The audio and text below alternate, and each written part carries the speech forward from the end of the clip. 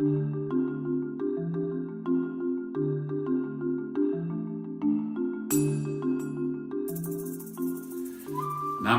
yogi astrologers, and welcome to the New Moon Report from Karma Yoga Center. And this is our Alchemical astrology report that we put out every 2 weeks.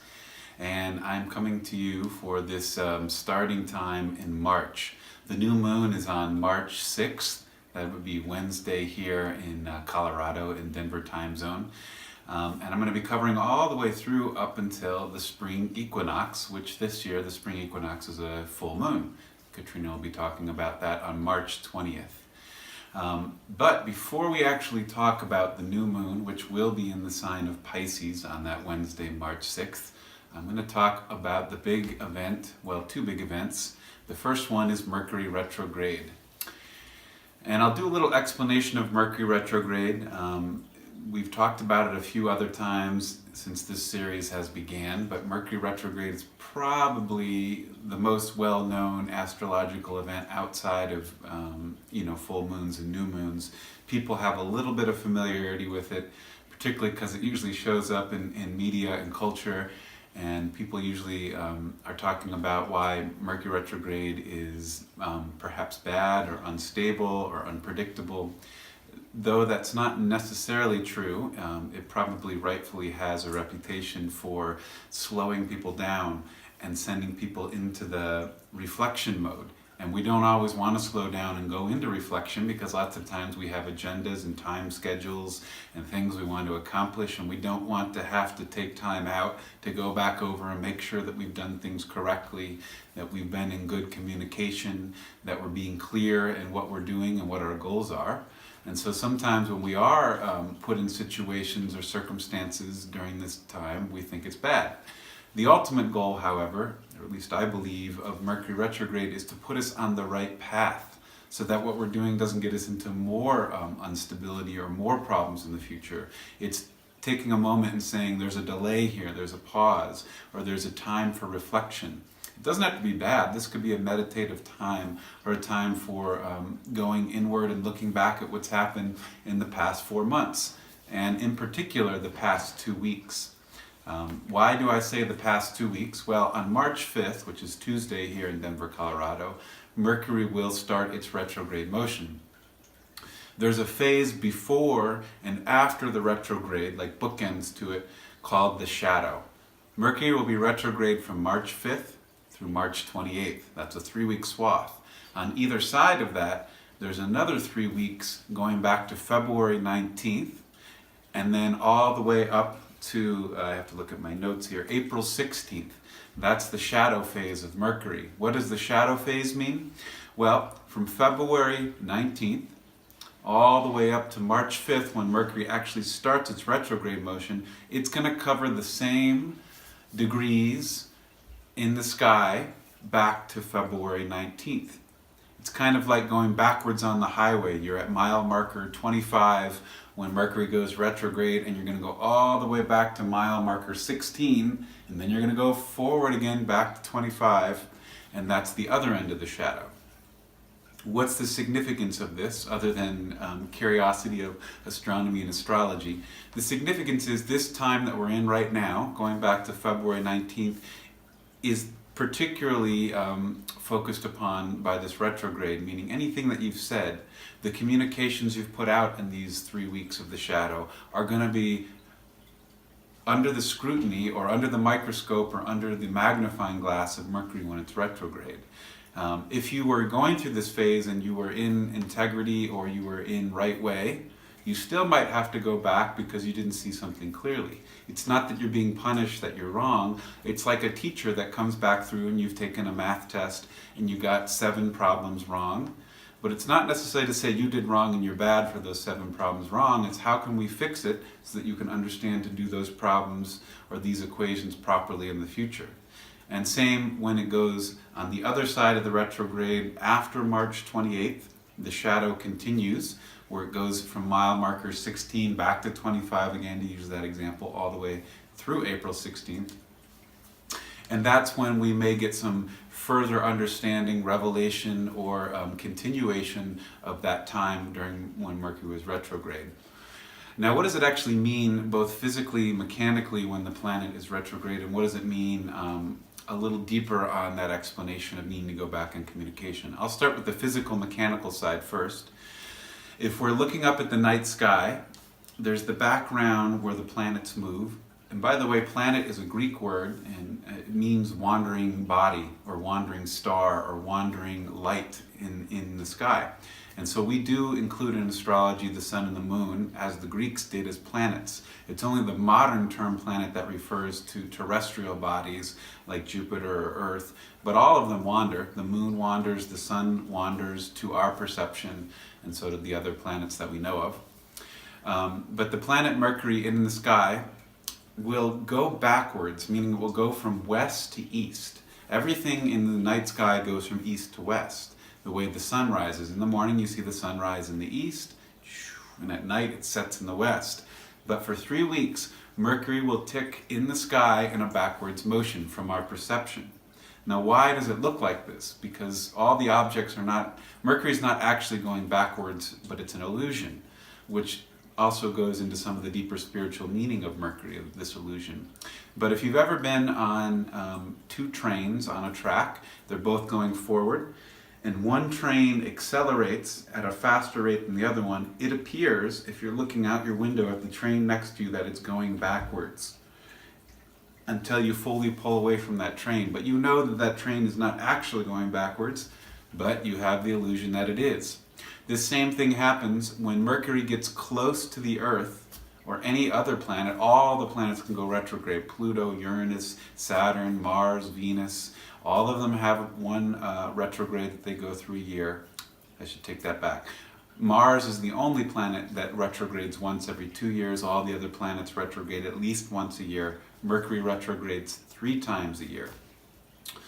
But when Earth and Mercury come close in their orbital patterns, Earth passes by Mercury, and for a little bit it looks like Mercury goes backwards, and then Earth hits the outer curve and everybody looks like they're going forward again.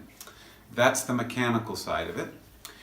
But during this time, this 3-week phase from March 5th to March 28th, Mercury is very close to the Earth relative to the rest of its orbit.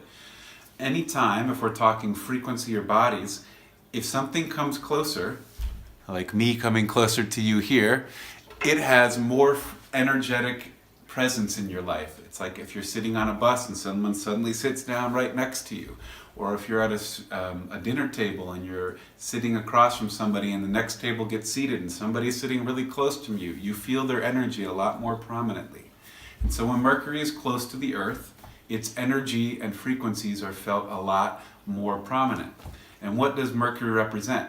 Well, Mercury, many words come out of Mercury. Mercantile, merchandise, all the words of the world of trading and business, a lot of them come from the word Mercury. So does the word mercurial, and we use Mercury in reference to the weather. What's the mercury today? Or the barometer.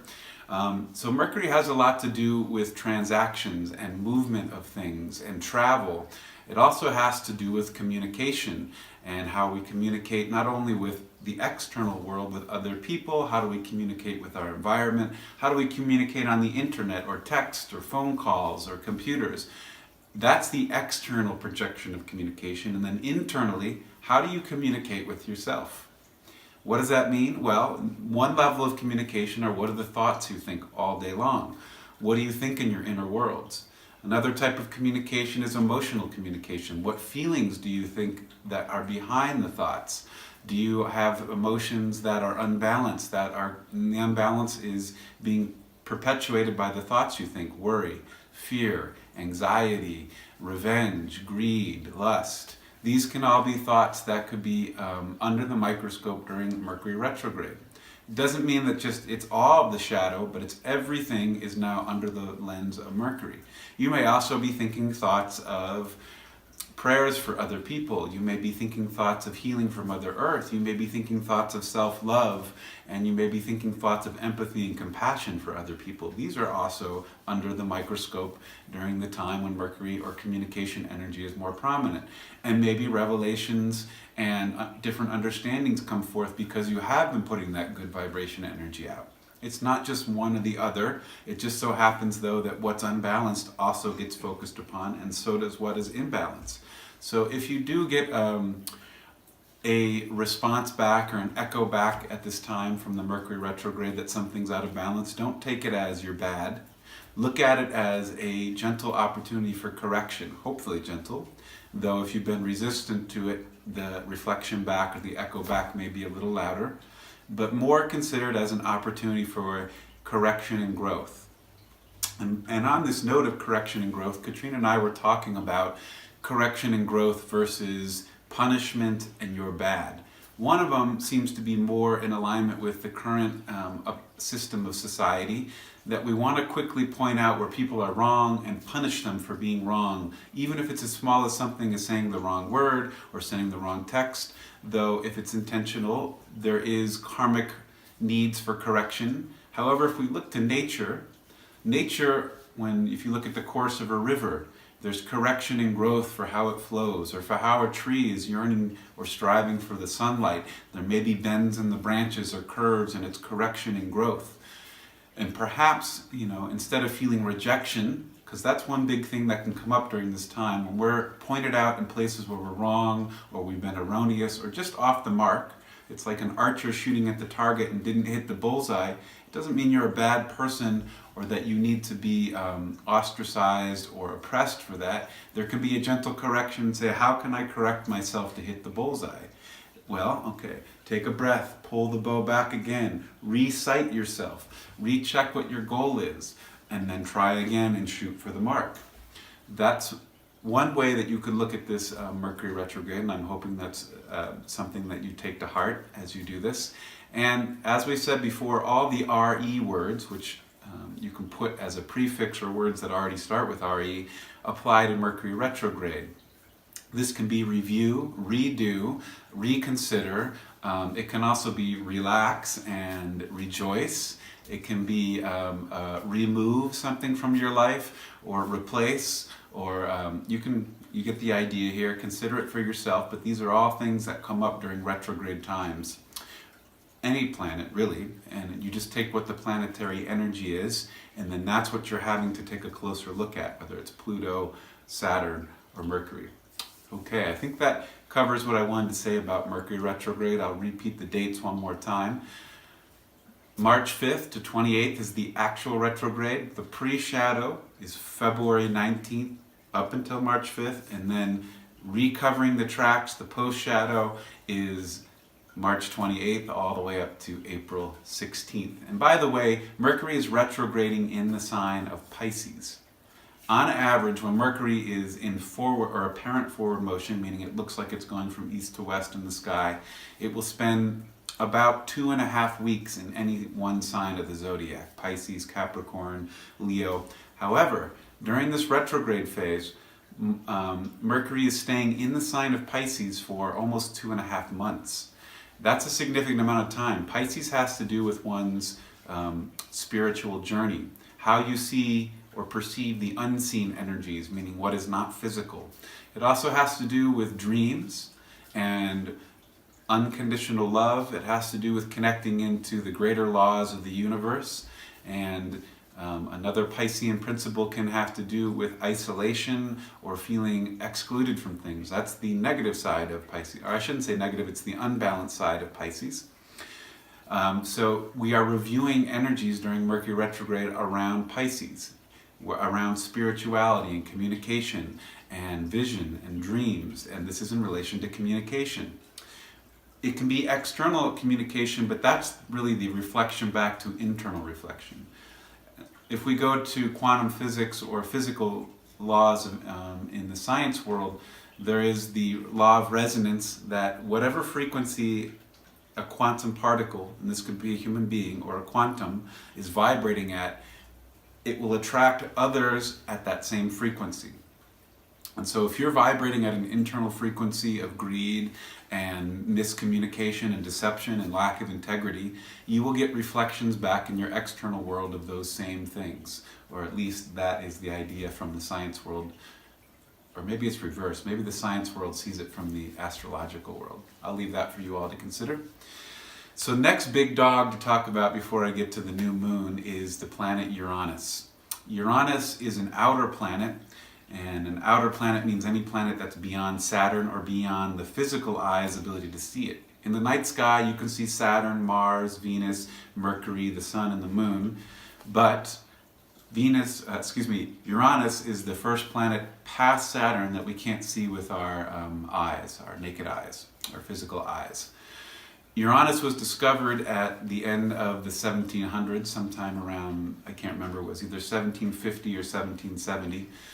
And it was the first planet that was discovered using science and technology and mathematical equations. And interestingly or not, Uranus's energy has to do with technology and science. It also has to do with electricity.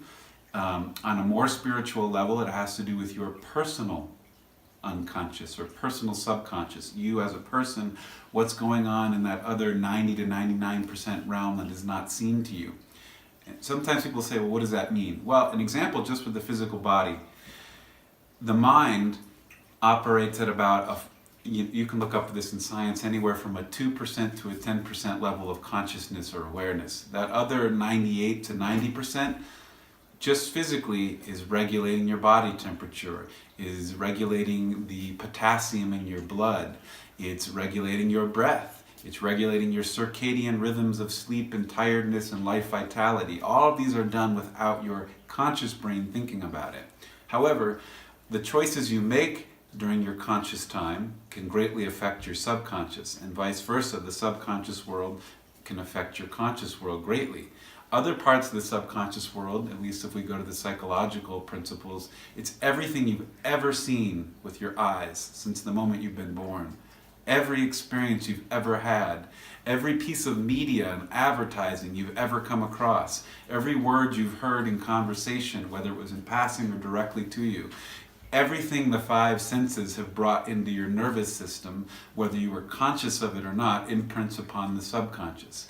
And there are many things that imprint upon us, TV shows that we watch repeatedly, and we're unconscious of how much of that is going into our psyche. And then we repeat lines from the television show or a movie, and we aren't even really aware of where that came from and what it really means. And did we really mean to say that?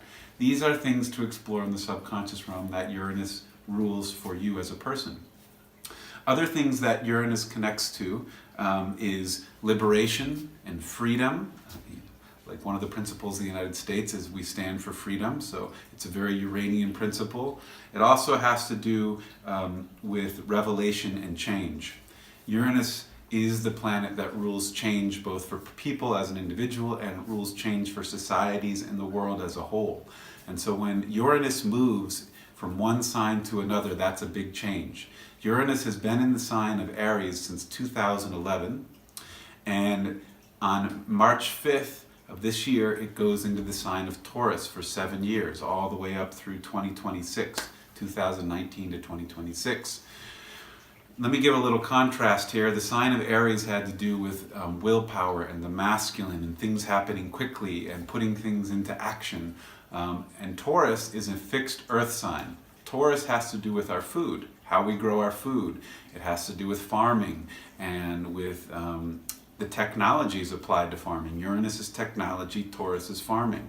While Uranus goes into Taurus, we may have different revelations on how we want to grow our food, what we want to put on our food while it's being grown, how we want to relate to genetic technologies in food. Another thing that Taurus has to do with is money and resources in banking and financial institutions. When Uranus, the planet of change and liberation and new technology, comes into it, there might be some big revelations or transformations in the banking system, in the monetary system, or even in things like cryptocurrency. Not predicting anything, but these are things that may be affected. Other things that Taurus has to do with is the five senses, our perception of reality, meaning physical reality, but it also has to do with inner reality, and how an individual relates to love and personal love. Do you value yourself? Do you love yourself? Do you hold yourself in high esteem? Or do you think you're worthless or not worthy? Do you think that you don't have more of a future and that you just need to go into the grind of the system and a job that will get you a 401k and just an easy house, and there's no exploration of what's your soul's purpose here, what makes you happy, what will take you into greater feelings of sharing your gift with other people. So while Uranus is moving through here, these things will come up personally and collectively and societally. Uranus connects to the physical energies of the atmosphere as well. It rules the lightning, thunderstorms. Taurus rules earthquakes and volcanoes. Uranus rules things like tidal waves and movements of water. So possibly when Uranus comes in there, there could be big shifts in the way that our weather patterns and atmosphere happen. The last time Uranus was in Taurus, by the way, was 84 years ago, at the time when the stock market crashed and we went through the Great Depression. We had credit failures, the preparation leading up to World War II. All of these dictators in Europe were coming up, like Mussolini, and then in Russia, Stalin. These were energies of Taurus and Earth and technology. War is a huge technological thing.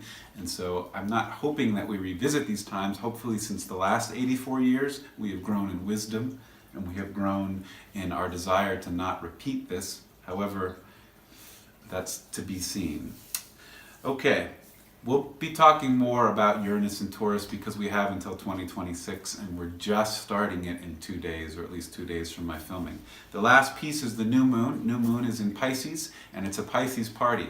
The planet Neptune, the sun, Mercury, and the moon are all in Pisces.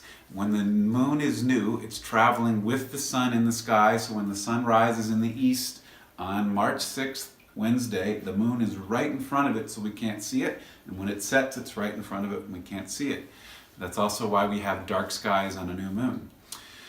It's Pisces energy and it's a new cycle. This is the last new moon of winter, and then 14 and a half days later we will come to the spring equinox, and it's the start of a new season, a new shift, springtime, at least astrologically and energetically. This is a time to be exploring Pisces energy. Neptune has to do with our dreams and spirituality, what we envision for the future. The sun has to do with you personally, what your heart desire is, what your soul's purpose is here, and how you're going to shine that out into the world. The moon has to do with your inner worlds, your emotions, your connection to the subconscious and the personal unconscious, that Uranus energy. The moon is also how we need to be nurtured, how we feel safe, how we connect to our intuition. And so you have your intuition and your sun there. It's like your logic and your intuition together. And we have Mercury in that party, your communication. And so this could be a big cycle. I was looking at larger and larger cycles to say, what could this be? Well, interestingly enough, our teacher Kaipacha, who if you don't connect with him, I recommend checking out his astrology reports, the Pele Report, and he has a website and a whole community called the New Paradigm Community. I'll put that in the notes below so that you can see it. He talks about these greater cycles called the precession of the equinoxes or the ages. You may have heard of the age of Aquarius and the age of Pisces perhaps. And people often say, when did one begin? Are we in the age of Aquarius? Did Pisces end? He says he believes that the age of Aquarius started around the 1770s. And that's when Uranus was discovered. That's also when the American Revolution, and then shortly thereafter the French Revolution happened. However, when people say, well, I don't see this new aged visionary society emerging yet, he also says that just like weather, here's an example, when we go from winter to spring in 14 days here, it may not look like spring on March 20th. It may blizzard, and it may still feel completely like wintertime. It takes time for seasons to shift, though there is a demarcation point of when we officially say winter ends and spring begins. Now, there may be a month phase between those two seasons where it may shift back and forth. These larger ages, like the Piscean age and the Aquarian age, are over 2,000 years long. And so at least Kaipacha and some other teachers give a 500-year swath for the seasons to shift from one age to another. And so we're only about 300 years into the shift, and there's another 200 years until the age of Aquarius feels like it's fully here. Just like March 20th won't feel necessarily like spring, but by maybe April 20th, it will feel a lot like spring. take that into consideration. But this new moon with the Pisces, with the Sun, with Mercury may be an indicator of the end of that Piscean cycle, the new moon as we move into this new springtime. Something to possibly consider. If you are interested in these greater ages and more about astrology, by the way, you can check out our astrology membership at karmiyogacenter.com. It's in addition to these videos, we put out long-form videos to talk about greater concepts in astrology, from the planets to the ages to generations to other things that come up seasonally. But for this new moon, let me leave it to the date of Wednesday, March 6th. Check in around what your spiritual practice is, what your soul's purpose is, what you're visioning coming up. These are all things with Pisces. Pay attention to your dreams. Pay attention to what's coming through from the subconscious to talk to your conscious mind.